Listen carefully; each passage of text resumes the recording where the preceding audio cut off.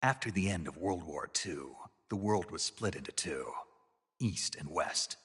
This marked the beginning of the era called the Cold War.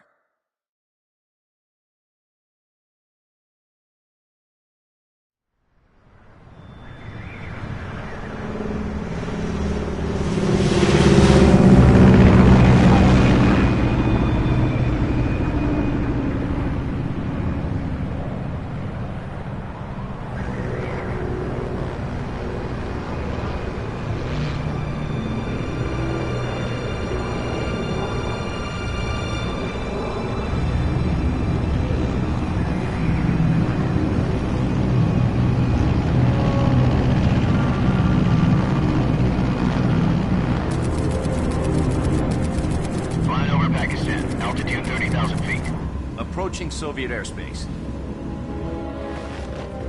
20 minutes to drop off. Commencing internal depressurization. Equipment check. Arm main parachute. All right. You ready to go?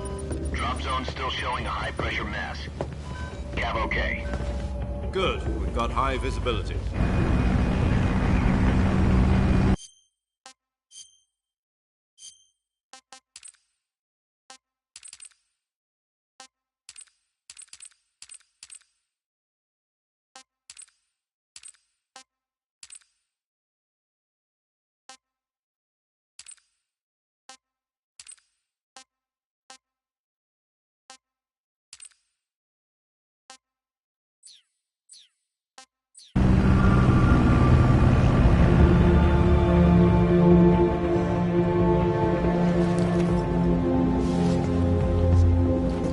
Put out that cigar. Connecting oxygen hose to interior connector. Put on your mask.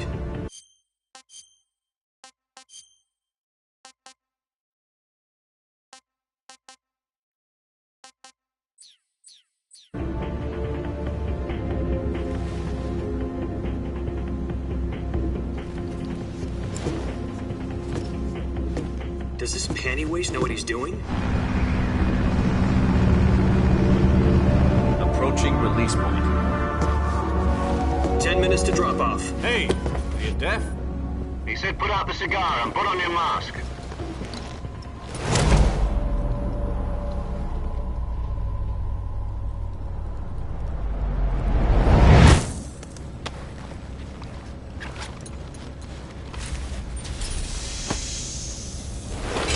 Depressurization complete. Checking oxygen supply.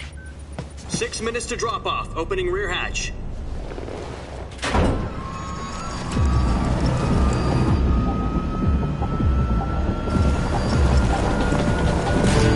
Sunrise.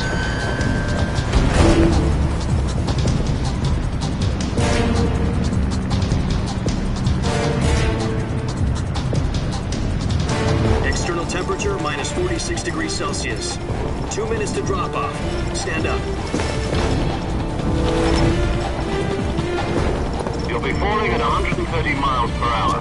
Try not to get frostbite from the wind chill. 1 minute to drop off. Move to the rear. Activate bailout bottle. This is one for the history books. The world's first halo jump. 10 seconds to drop off. Stand by. Status okay. All green. Prepare for drop off. Countdown. 5, 4, 3, 2, 1. Spread your wings And fly. God be with you.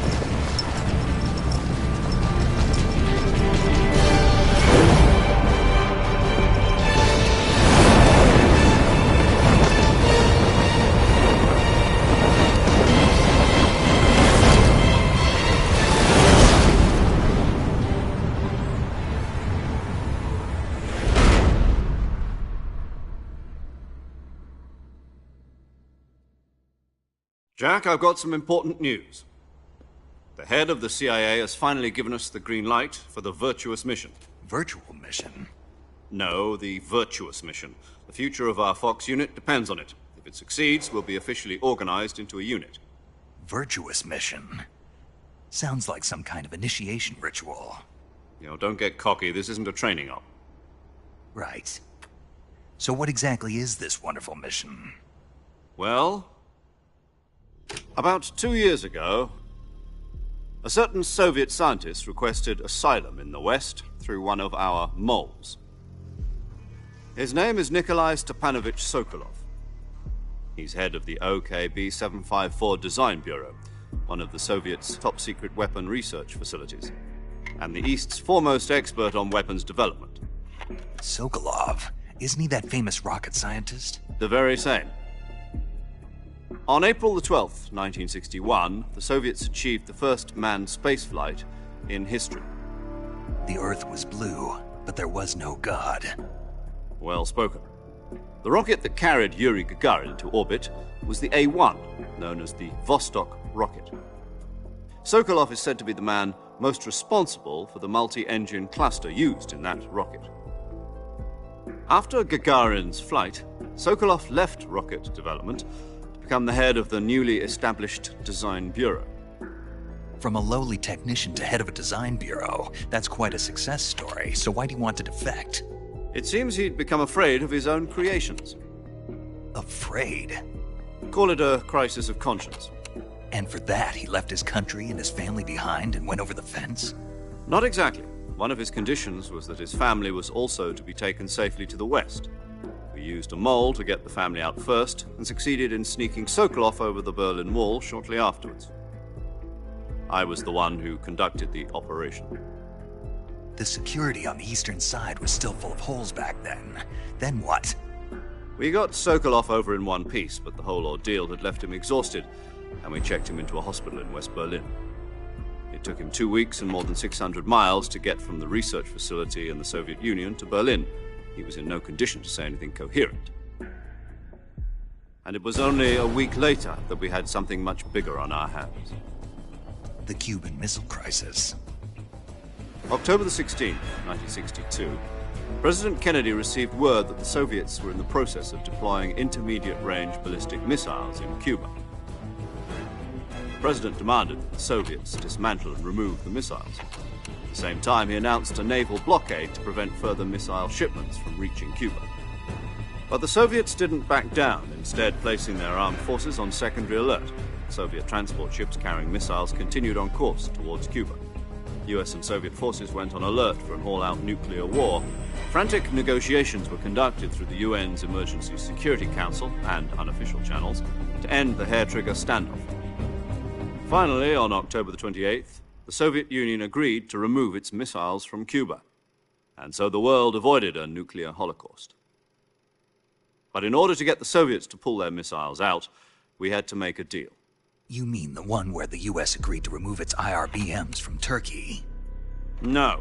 The Jupiter IRBMs deployed in Turkey were obsolete, and we were going to get rid of them anyway.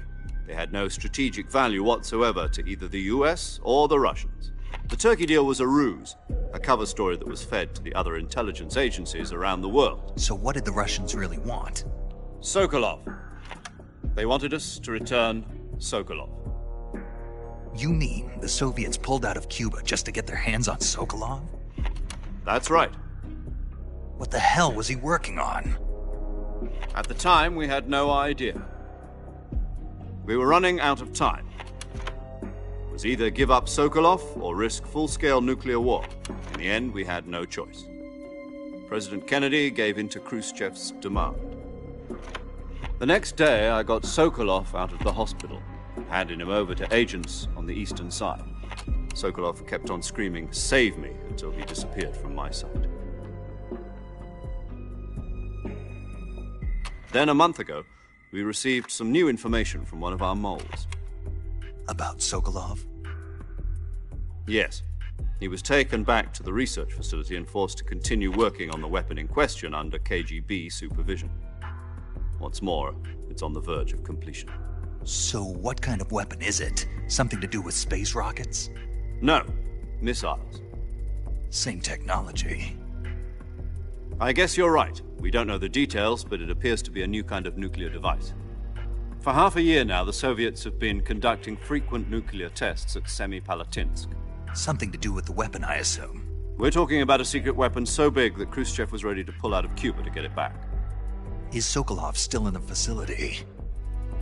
No. According to our intelligence, he's in Selino Yask, a place in the mountains about 3 miles to the west that's known as the Virgin Cliffs. The Virgin Cliffs. Nice name for a virtuous mission. They moved him there just recently. Why? Apparently, they're conducting a field test of the weapon, but it's our best chance to get him back. This mission would never have been possible if he was still in the research facility. This is our last chance. Sokolov must have known that too when he contacted us.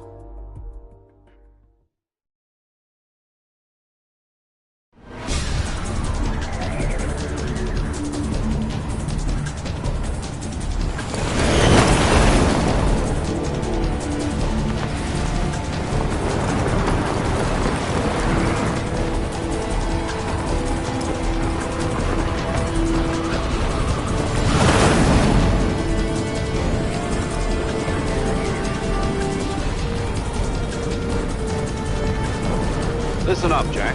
Your mission is to infiltrate Selino Yask in the Soviet mountains, ensure the safety of Sokolov, and bring him back to the west.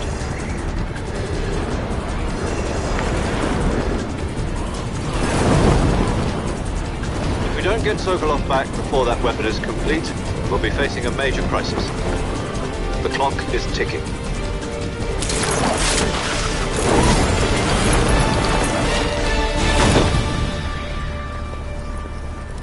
Once we've confirmed the rescue of Sokolov, stand by at the recovery point.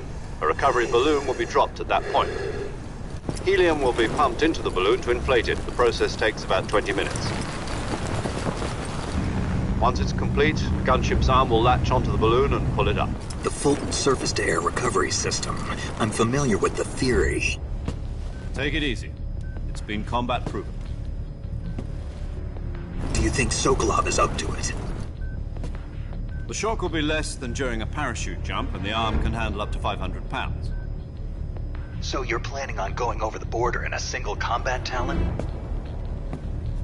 She's equipped with 2 6-barrel 20mm Vulcan cannons, as well as 2 40mm machine guns. Sounds like she could hold her own against a battalion of tanks. Even with the fuel in the reserve tank, we're facing a 4-hour time limit. If all goes well, it shouldn't take more than a few hours. Home in time for dinner. But if anything goes wrong, you'll be eating dinner, breakfast, and all the rest of your meals in the jungle.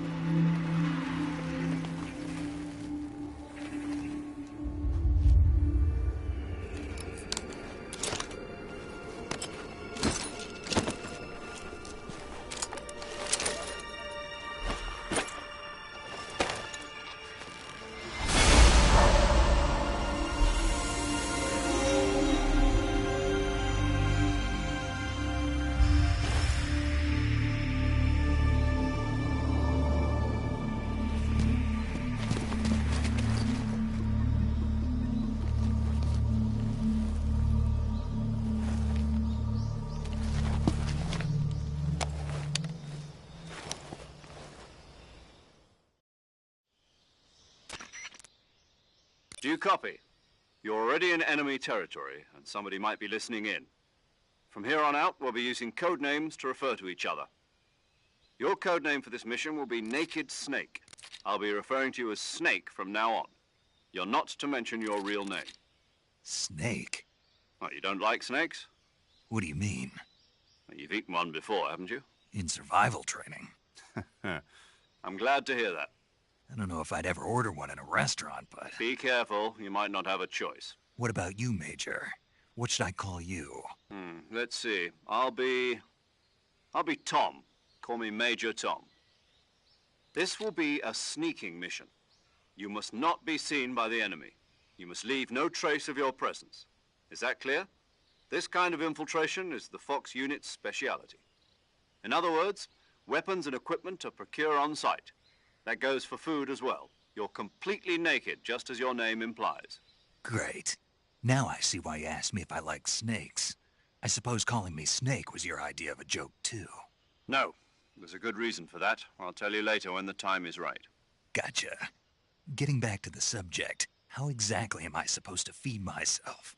You've been issued a knife and a tranquilizer gun. Use them to hunt for food. You'll also find some medical supplies in your backpack. Yeah, about the backpack. I lost it in a tree on the way down. I see. Well, you'd better go back and get it then. You know where it is? No problem. I can see it from here. It's stuck on a branch. To climb a tree, stand in front of a tree that's covered in ivy and press the action button. I'll be monitoring your progress over the radio. We can't risk violating Soviet airspace, but I'll be in the gunship. My frequency is 140.85. I'll give you a call if I need to talk to you. If you need to talk to me, use the send function. Okay, Snake, go get your backpack.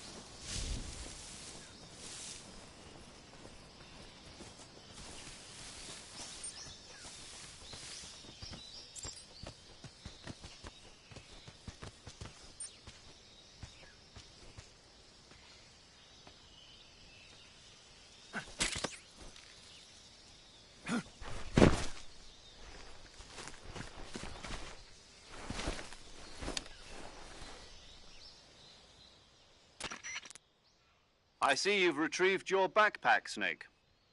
To equip a weapon, it's necessary to take it out of your backpack. In the survival viewer, choose Weapon from the backpack. Your available weapons will be displayed in a list on the screen. From that list, choose the weapon you want to equip and press the Enter button. For other equipped items, just do the same thing from Item. Got it. Use the survival viewer backpack. Yep, that's right. Survival is fundamental to this mission. After you've been out in the field for a while, your stamina will start to drop. If your stamina gets too low, it'll affect your performance. You won't be able to shoot accurately, for example, and your wounds won't heal as smoothly. Keep an eye on your stamina so you don't run out. To recover lost stamina, you can hunt for local flora and fauna. You can use either your tranquilizer gun or your knife to hunt. My only weapon is a Mark 22 Hush Puppy tranquilizer gun? That's right. It's been fitted with its own suppressor. However, the suppressor will deteriorate every time you fire. Once its durability reaches 0, the noise suppression effect will be gone. So don't get too trigger-happy with it. The suppressor's durability is shown in the icon. Any weapons and equipment beyond what you're carrying now, you'll have to find as you go. I have to find my own weapons and equipment? Whose crazy idea was this, anyway? Solo covert actions are standard Fox operating procedure. You can't leave any traces of your presence. No weapons, equipment, footprints, sweat, or bodily waste. The same goes for bullets and cartridges, too. Your presence in enemy territory is already a violation of international conventions of warfare. There aren't supposed to be any American soldiers in Russia. It could spark an international incident. You can't let anyone see you. You can't let the enemy know you're there. This is a stealth mission. You're a ghost, Snake, in every sense of the word. And there'll be no rescue if you're captured. The military and U.S. government will deny any involvement in the affair. Then I'll just have to take care of myself, huh? I'm afraid so. You've been given a fake death pill for that purpose. SIS guidelines stipulate that soldiers on covert ops like this one be issued a potassium cyanide capsule. Tape it to your body so you can take it when you need to. How generous of you. Use it if you're taken prisoner by the enemy. It'll send you into a state of false death for a short time. Fooling them into thinking that I'm really dead. So, how do I come back to life? Just take the revival pill. You mean that thing they put in my tooth before the mission? That's the one. But be careful. If you remain in a state of false death for too long, nothing will be able to bring you back. Remember that. I'll keep it in mind. You said this was a solo mission, right? Right. I guess that means I can't count on any reinforcements. Correct. The mission rests entirely in your hands. A real one-man army. Relax. There's a support team ready to back you up over the radio. Who? I'll introduce them to you. This time, survival is of utmost importance. The first member of the support team will be in charge of monitoring your physical condition, acting as a medic, so to speak, as well as recording your mission data. She's a member of Fox as well, and she's here on the gunship with me. She? Hello, Snake. I'm paramedic. Nice to meet you. Paramedic. As in a medic who comes in by parachute. Aren't you going to tell me your real name? Are you going to tell me yours, Mr. Snake? My name, huh? It's John Doe. And they call you Jack for short. You're a regular Captain Nemo. A name means nothing on the battlefield. After a week, no one has a name. What's your name? Jane Doe. Very funny. I wasn't joking, but I'll tell you my name only if you manage to make it back alive. My frequency is 145.73. She's also in charge of recording your mission data. Whenever you want to save, send a message over the reserved save frequency, 140.96. So saving lets me record my mission data. That's right. It also records the state of your health.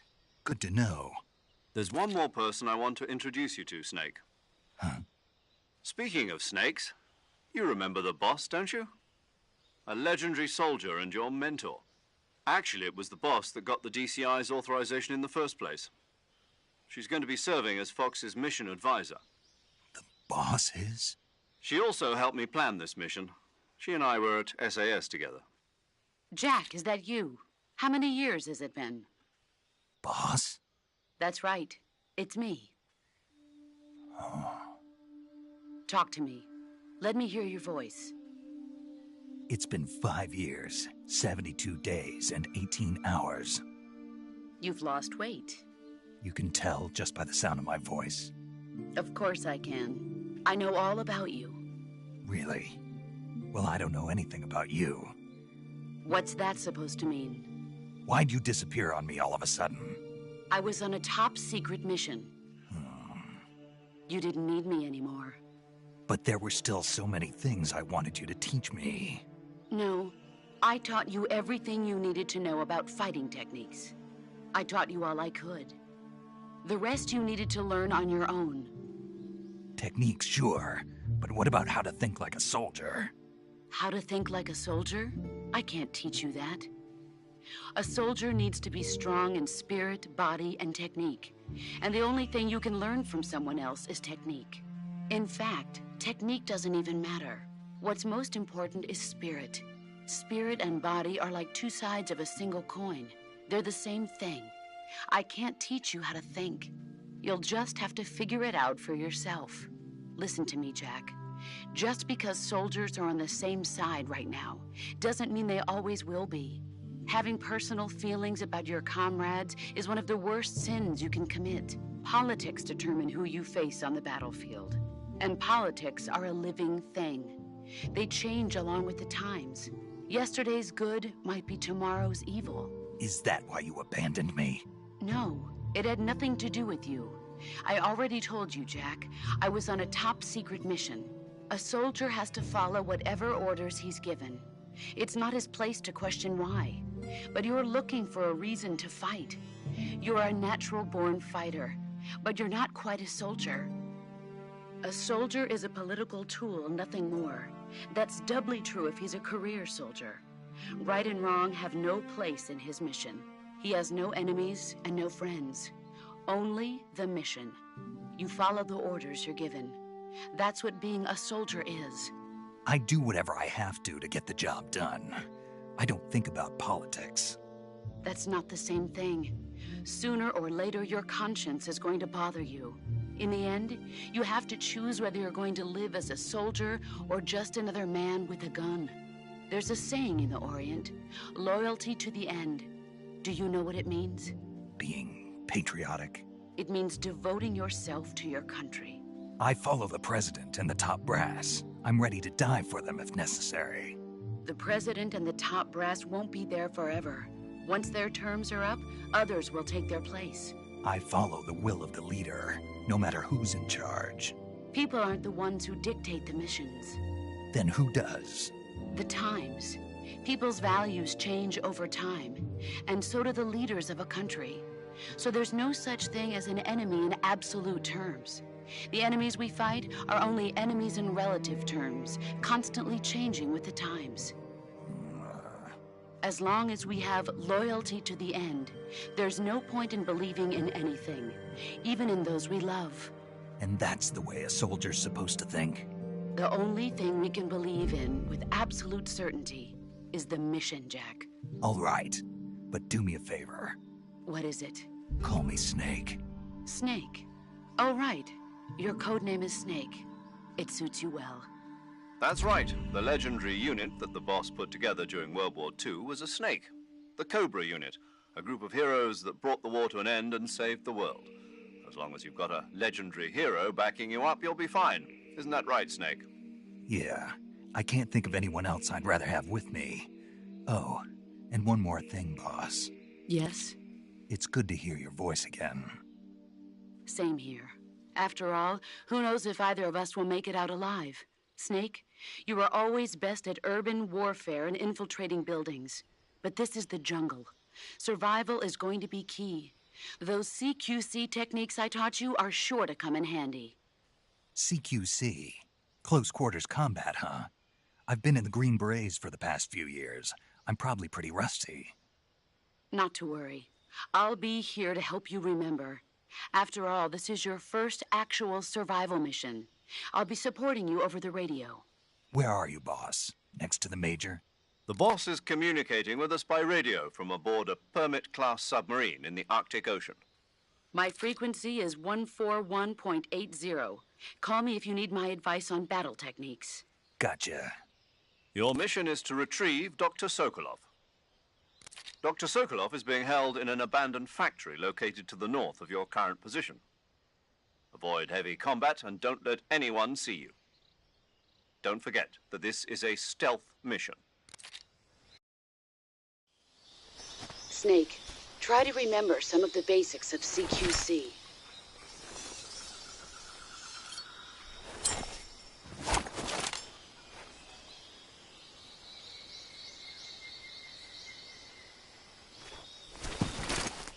Commencing virtuous mission now.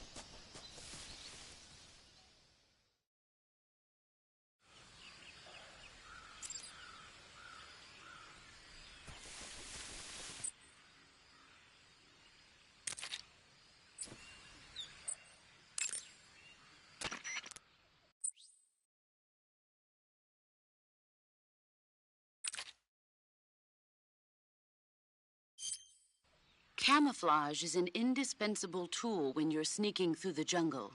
To use camouflage, first press the Survival Viewer button to go to the Survival.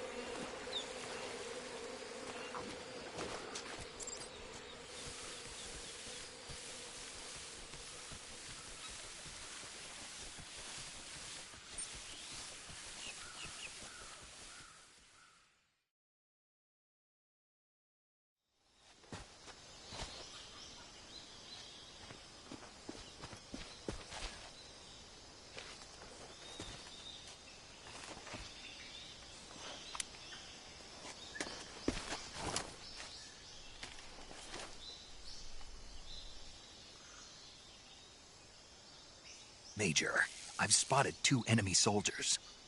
They're probably KGB troops sent to guard Sokolov. AK-47s and grenades.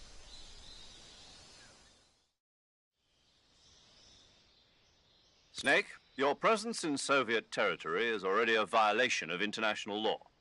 We can't let the Kremlin find out that the CIA and the American government are involved. Contact with the enemy is strictly prohibited. Don't engage them in battle either. This is a stealth mission. Got that? The Major is right. The point of this mission is to sneak through the jungle without being seen. The success of the mission depends on how well you use your camouflage. Change your camouflage by selecting Camouflage from the Survival Viewer. The Uniform option lets you pick your uniform, while the Face option lets you change your face paint. Choosing camouflage that blends in with your surroundings will help you conceal yourself more effectively. Also, don't forget that anything that moves will stand out in the jungle. If you just stand up and run around like an idiot, you're bound to be spotted. But if you crawl instead, you should be able to sneak by without being noticed. You can see how effective your camouflage is by looking at the Camo Index. The Camo Index shows how well your current camouflage blends in with the surrounding area. The higher the value, the harder you are to spot, and vice versa. The key is to make yourself one with nature. Keep that in mind as you go along, okay?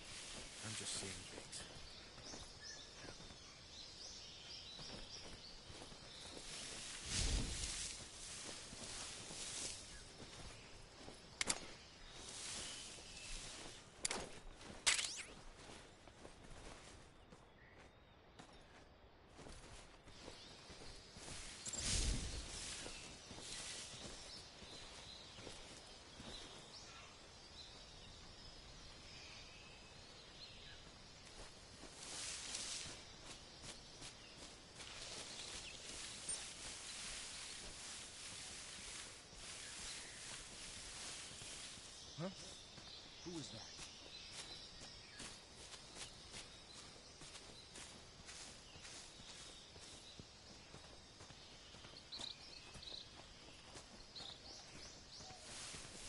Who's that?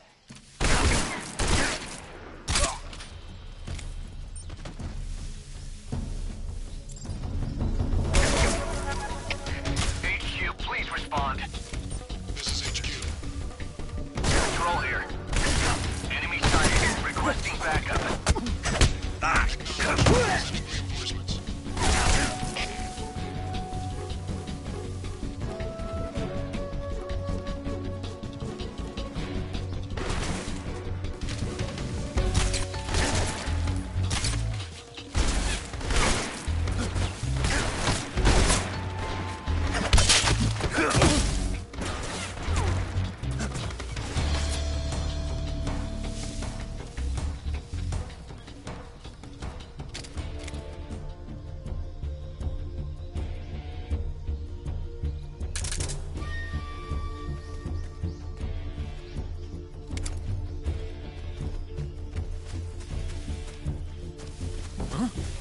He's over there. Freeze.